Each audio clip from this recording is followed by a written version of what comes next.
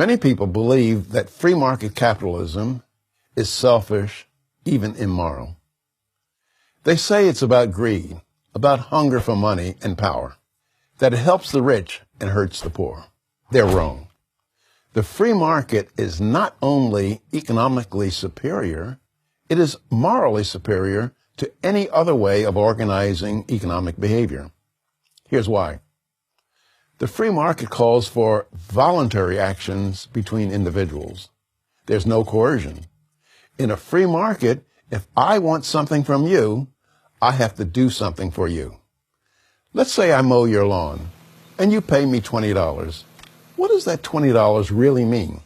When I go to the grocer and say, I would like to have 4 pounds of steak, he in effect says to me, you want a lot of people to serve you. Ranchers, truckers, butchers, and packagers. All these people have to be paid. What did you do to serve your fellow man? Well, I say, I mowed my fellow man's lawn. And the grocer says, prove it. Then I offer him the $20. Think of the money that you've earned as a certificate of performance. It's proof that you've served your fellow man. People accuse the free market of not being moral because they say it's a zero-sum game, like poker, where if you win, it means that I have to lose. But the free market is not a zero-sum game. It is a positive-sum game. You do something good for me, such as give me that steak, and I'll do something good for you, give you $20. I'm better off because I value the steak more than I value the $20, and the grocer is better off because he valued the $20 more than he valued the steak. We both win. Ironically, it's the government, not the free market, that creates zero-sum games in our economy. If you use the government to get a food stamp, a farm subsidy, or a business bailout, you will benefit, but at the expense of your fellow citizens. Isn't it more moral to require that people serve their fellow man in order to have a claim on what he produces, rather than not serve others and still have a claim? But a lot of people ask, what about giant corporations? Don't they have too much power over our lives? Not in a free market, because in a free market, we, the people, decide the fate of companies who want our business. Free market capitalism will punish a corporation that does not satisfy customers or fails to use resources efficiently.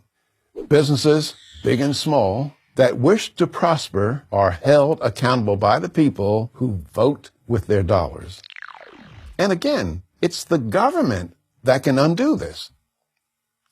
Take the example of the American automobile industry. It was struggling to survive in 2009. Why? Because they were producing cars that did not please a sufficient number of their fellow men. In a free market, they would therefore have gone bankrupt. The market would have said, look, you're done. Sell your plant and equipment to somebody who can do a better job. But when Chrysler and General Motors failed, they went to Washington, D.C., and got the government to bail them out.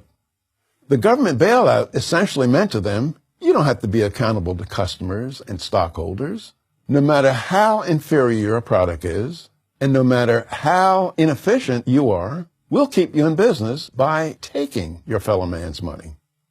When the government interferes in this way, it takes the power away from the people and rewards companies that couldn't compete successfully in the marketplace. That may work out very well for politicians, big unions, and corporate officers, but it seldom does for the taxpayer. That's why a free market system can only work if there is limited government. Limited government means you and I decide which businesses survive. That's the America that our founding fathers envisioned. A limited government that has only a few specifically mentioned or enumerated powers that are listed in Article 1, Section 8 of the United States Constitution. It's this brilliant limited government notion that produced the wealthiest nation in history. In a free market, the ambition and the voluntary effort of citizens, not the government, drives the economy. That is, people, to the best of their ability, shaping their own destiny. Sounds pretty moral to me. I'm Walter Williams of George Mason University for Prager University.